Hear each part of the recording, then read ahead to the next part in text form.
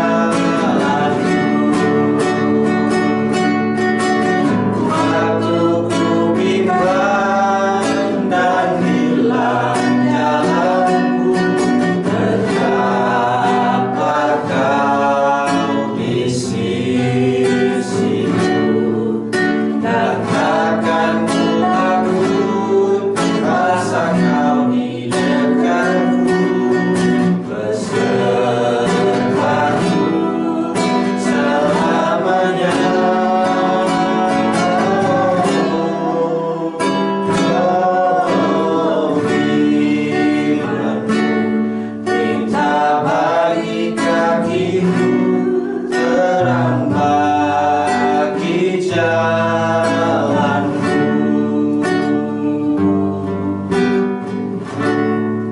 Nah, adik-adik, sebelum kita mendengarkan kebenaran Tuhan, mari kita berdoa. Bapak, terima kasih Engkau sudah memimpin kami mulai ibadah kami mulai awal pertengahan hingga akhirnya. Kini tiba saatnya kami akan mendengarkan kebenaran firman-Mu, memberkati guru-guru kami yang mengajar, bahkan anak-anakmu yang mendengarkan kebenaran firman-Mu. Terima kasih ya. Dalam nama Tuhan Yesus kami berdoa. Haleluya. Amin.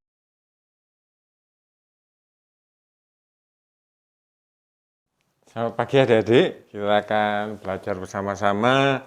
Dalam pelajaran kali ini kita akan belajar bersama-sama tema judul kita, apakah nubuat ini. Jadi kita akan belajar bersama-sama. Kita coba dalam pembacaan firman Tuhan dalam Yeskiel 3 ayat 4, 5,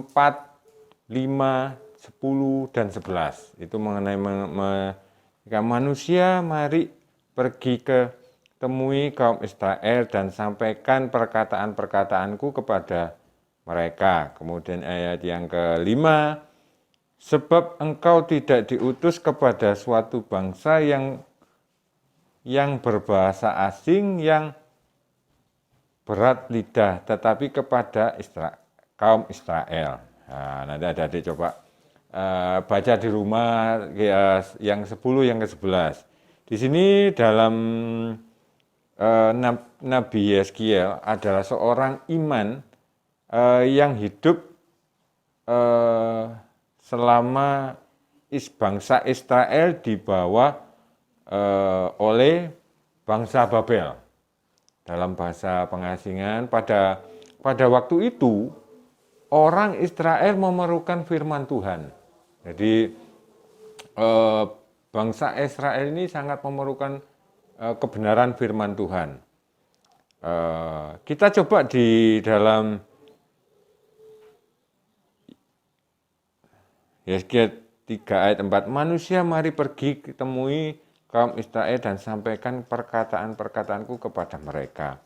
Di sini kemudian pada waktu itu banyak sekali nubuat yang berkenan kepada Allah.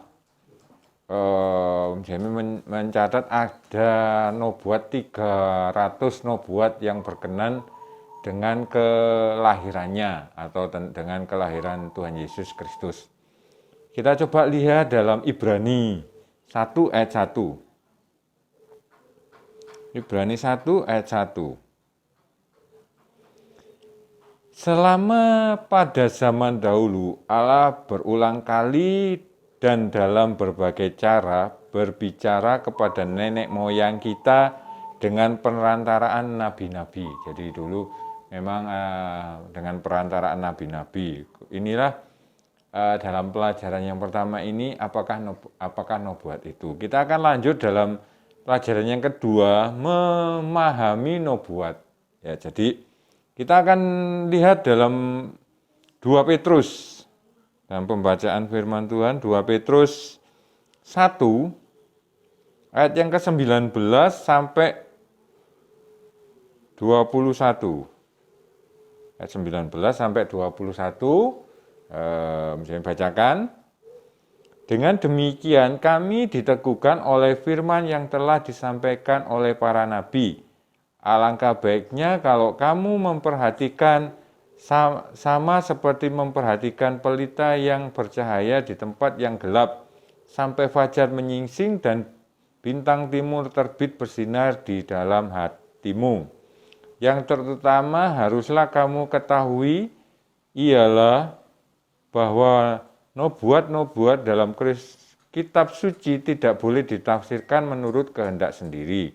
Sebab tidak pernah nubuat dihasilkan oleh kehendak manusia, tetapi oleh dorongan Roh Kudus orang-orang berbicara. Jadi nubuat itu tidak semua orang atau tidak sembarang orang yang dikasih untuk bernubuat. Jadi nabi-nabi yang dipilih oleh Tuhan, oleh Allah, yang diberi tugas untuk bernubuat.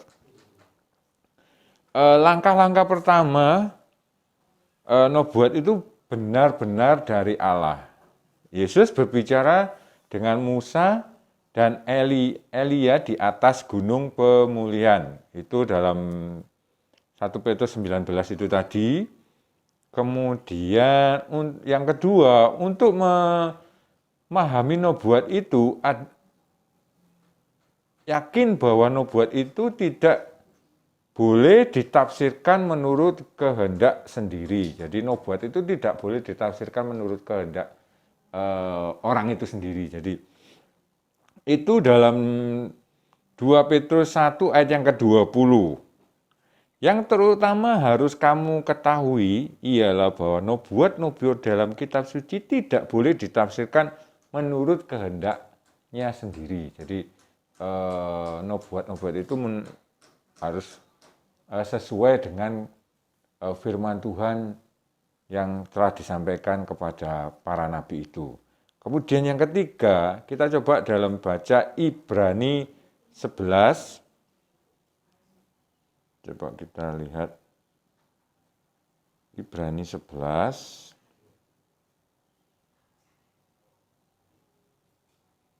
ayat yang ke-32.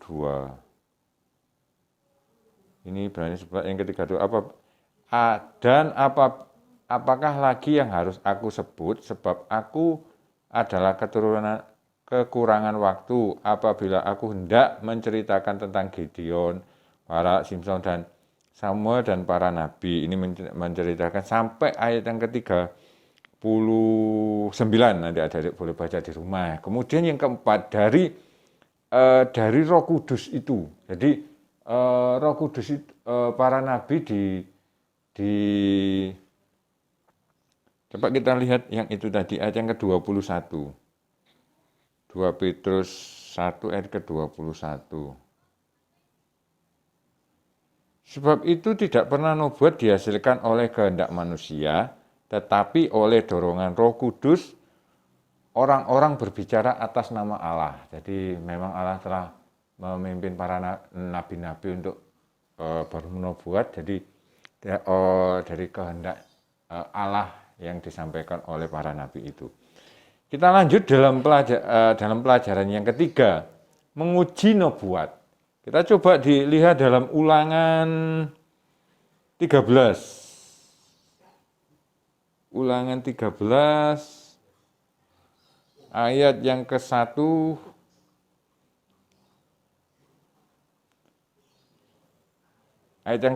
sampai ayat yang ke-5. Ini mengenai apabila di tengah-tengah muncul seorang nabi atau seorang pemimpin dan ia memberitahukan kepadamu suatu tanda atau mukjizat. Dan apabila tanda atau mukjizat yang dikatanya kepadamu itu terjadi dan ia membujuk, mari kita mengikuti Allah lain yang tidak kau kenal dan mari kita berbakti kepadanya. Itu dalam firman Tuhan ini ada beberapa ya. Yang pertama itu tadi mereka membujuk, para nabi ini membujuk untuk mereka mengikuti itu, para nabi itu. Ini nabi-nabi palsu yang bernubuat. Kemudian yang kedua, gitu, para nabi palsu menyangkal tentang Tuhan. Para nabi palsu ini menyangkal Tuhan. Jadi dia tidak mengarahkan untuk kita mengikuti Tuhan, tetapi dia untuk kita sembah. Itu adalah nabi-nabi palsu. Kemudian yang selanjutnya, nabi palsu ini tidak hidup suci. Dia tidak hidup suci di hadapan Tuhan. Dia tidak mengikuti tentang kehendak-kehendak Tuhan. Itu dalam ayat yang kedua. Kemudian yang lanjut lagi, nabi palsu didorong oleh keserakahan dirinya. Ini dalam adik-adik coba baca Ulangan 13 itu ayat yang ketiga. Maka janganlah engkau mendengar perkataan nabi atau pemimpin itu, sebab Tuhan Allahmu mencoba kamu untuk mengetahui apakah kamu sungguh-sungguh mengasihi Tuhan Allahmu dengan segenap hatimu dan dengan segenap jiwamu. Yang selanjutnya, nabi palsu didorong oleh keserakahan dirinya. Nah ini, kalau ini kita coba mencari ciri-ciri nabi yang sejati, yang hidup turut kehendak Tuhan. Yang pertama, dia adalah seorang yang hidup kudus. Jadi para nabi ini hidupnya diserahkan kepada Allah. Para nabi ini hidupnya kudus. Kemudian kehidupannya menyenangkan hati Allah. Jadi para nabi ini menyenangkan hati Allah.